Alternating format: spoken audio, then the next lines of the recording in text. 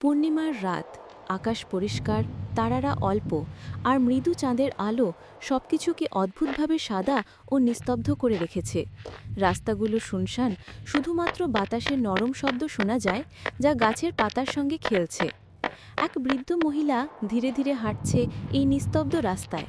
তার লম্বা ছায়া মাটিতে বিকৃত হয়ে ছড়িয়ে। পূর্ণিমার রাত, আকাশ পরিষ্কার, তারারা অল্প, আর মৃদু চাঁদের আলো সবকিছুকে অদ্ভুতভাবে সাদা ও নিস্তব্ধ করে রেখেছে।